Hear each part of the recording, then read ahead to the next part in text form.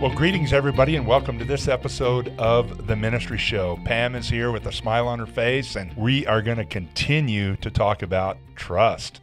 Yes, our topic over the last 2 weeks has been trust. And Chris, you gave some great insight about how everyone wants to be trusted, but we have to trust others first. And through that, I was thinking about, this dates me back to when I taught preschool, but Abraham Lincoln, he was named Honest Abe. Wouldn't you want that in front of your name? Honest Abe. That would be good. I mean, it's great. He's defined by his honesty, his trust. So let's kick it off. I'm really excited about what we're going to talk about.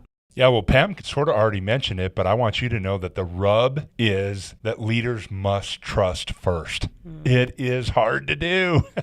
It is. But it's necessary to do. And if you want to become a person that has a lot of trust, you need to be the first one to put your trust in others first.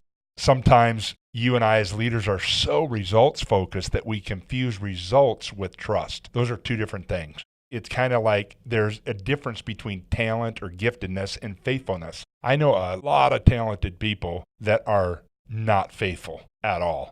I'm not talking about fidelity in their marriage. I'm just talking about they just let things slide. They have such a great quality of talent and a quantity of talent that they rest too much on their talent instead of being faithful with that talent. So it's not just the end result that matters, but it's the methodology in which we gain the end result that matters. As it relates to trust, we need to both get the job done, but we also need to get the job done in the right manner. And when we do those two things, gosh, it elevates trust. Or when we put our trust in others to do that, we train them, we help them understand what's going on, and then we release them, kind of that Ephesians 4 model of ministry, then great things can happen. Let me give you a real life experience on this. I've got occasion to hire people to do things around my house.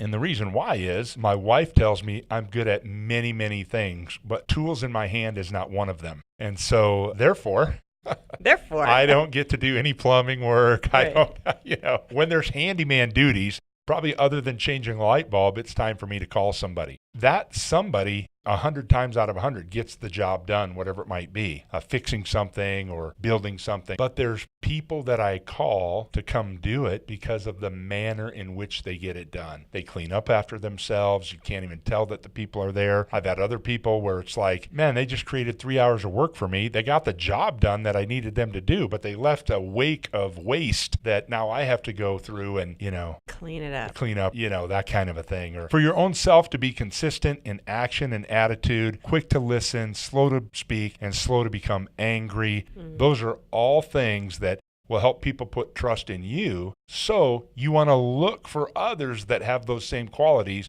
and then be the first to put your trust in them.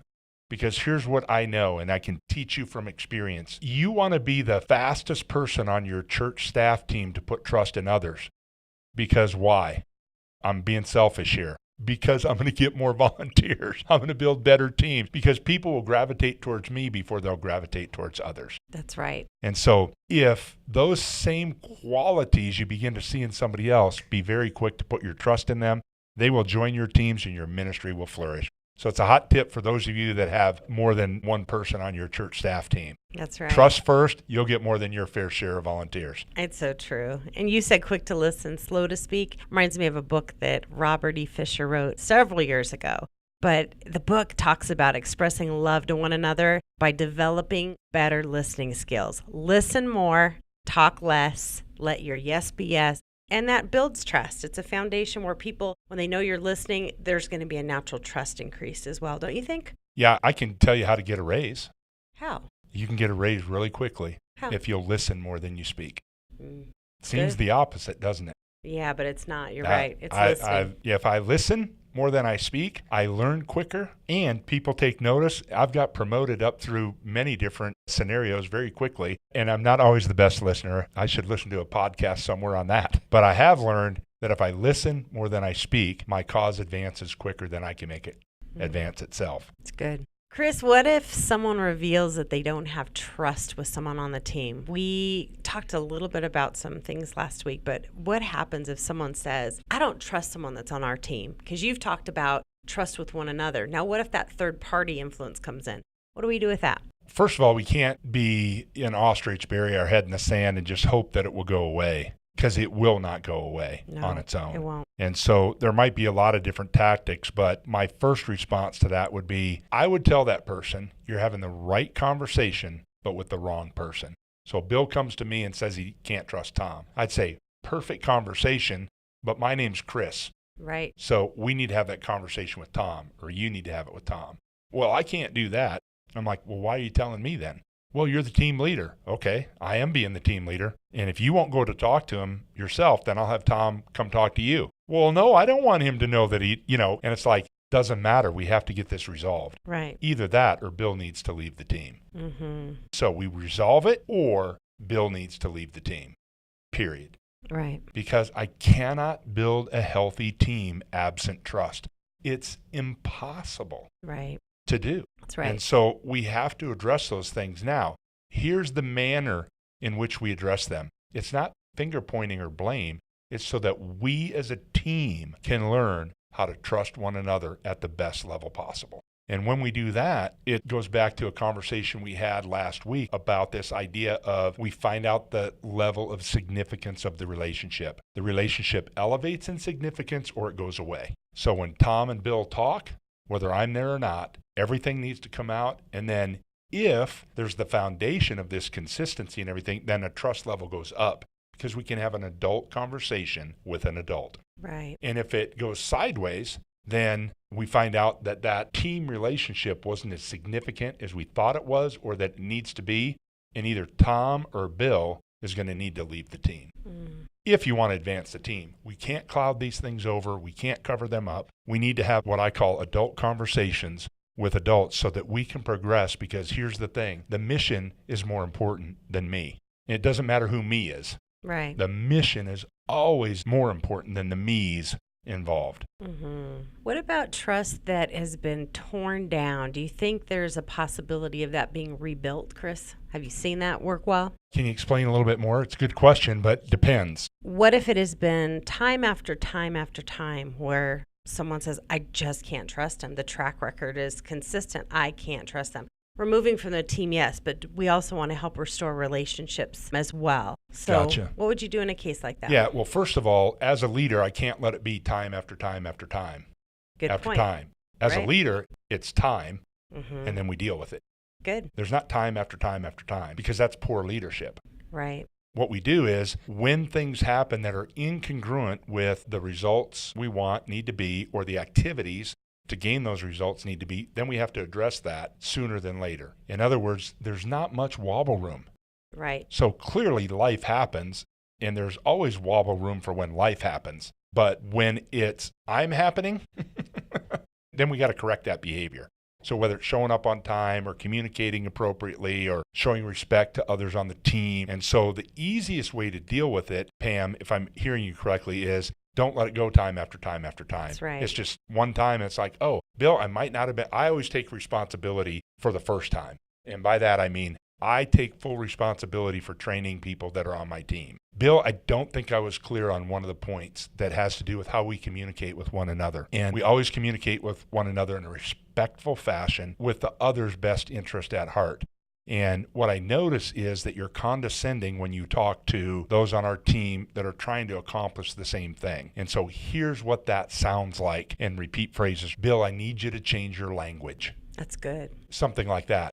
It depends on the person's response to where the conversation goes, but we need to make sure that on a team we see each other as team members that are contributing and then treat people in that form and fashion. Mm-hmm. And so especially early on, it's kind of the opposite of what you might think. You think somebody's just starting, we give them more wobble room or we give them a little bit more grace. It's exactly the opposite of that. It's like, no, you can't do that, because we want to catch those things earlier on because they're easier to correct. That's good. So I can give you an example of a church I was consulting with that had some significant issues with their hospitality teams. They had hospitality teams that were actually inhospitable. And I did for this group what I call an ambiance assessment. And so just think of a secret shopper but on steroids.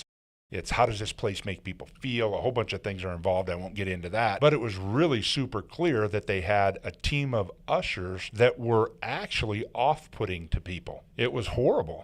Well, come to find out through the consulting process, well, this had been going on for years.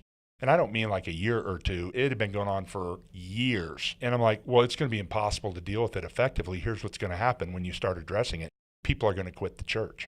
Why? Well, because you've allowed it to go on for so long. And now if you draw a line in the sand, people are going to go away. Yeah. And, well, we don't think that'll happen and whatever. And we tried to frame everything best we could. But exactly that happened. They had about half the people that were on that team actually leave the church. Wow. Because they had been put up with. They had been dictating to staff and others how this was going to work, which was incongruent with hospitality, which had to be corrected because the church was on a downhill slide. Well, unfortunately, the church had to take that big hit of losing some people and all that. They got things squared away, that and along with some other things.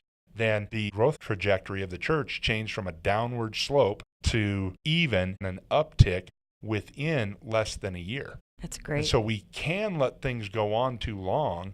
And then what happens is that erodes big areas of trust. And when we try to correct it, then people get so upset they leave the church or whatever. We don't want to be that team as Right. leaders. We want to handle things at their smallest possible impact. And so I want to catch those things early on. That's a very long answer to your question. That's good. But it's really important for us to lead. There are activities, there are behaviors, there are results that we want from even the smallest teams at a church.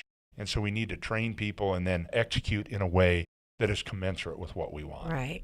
You know, as you're sharing that, I'm thinking all they needed was an apology. What if they would have come and sincerely apologized? The difference it would have made in that scenario. Obviously, if that can happen, then, okay, now we're reestablishing a footing, Right. and then we can build from there as well. So, things don't always go south, but they will go south if you let things slide. Yes. The things that we can nip in the bud before they can grow, it might seem a little bit egregious at times, but I want to address things when they're small or as small as possible. Good advice, Chris. Love that. Well, and I've seen too that trust can start to rebuild when there's a humbleness, when we acknowledge where we've blown it, when we authentically apologize. I don't like blanket statements, Chris. I don't know about you, but when someone says, I'm sorry you feel that way, I go in the red a little bit. I'm just going to be transparent here. I just feel like, what do you mean? There's no responsibility in that type of comment. So be sincere. Teach your people to be sincere. Don't say you're sorry just to throw it out there, but sincerely, with humility, acknowledge and build that trust back. Well, Pam, I'm sorry you feel that way. No, I'm just kidding. Where can I No, throw that's at good. you? What I hear you saying is we need to own it when we make We a need mistake to as a own leader. it. And Yes. just own it and apologize. Yes. Let the chips fall where they may. Very Yes. good. So some of what we're talking about right now, I know, kind of flies in the face of conventional wisdom, especially this idea that trust cannot be created because it's a byproduct. But give some of these things a try and just see what happens to the trust quotient within your own ministry. As we think of ministry in general anyway, we are Christ's ambassadors. We're priests in his kingdom. We're not the one that brings the result.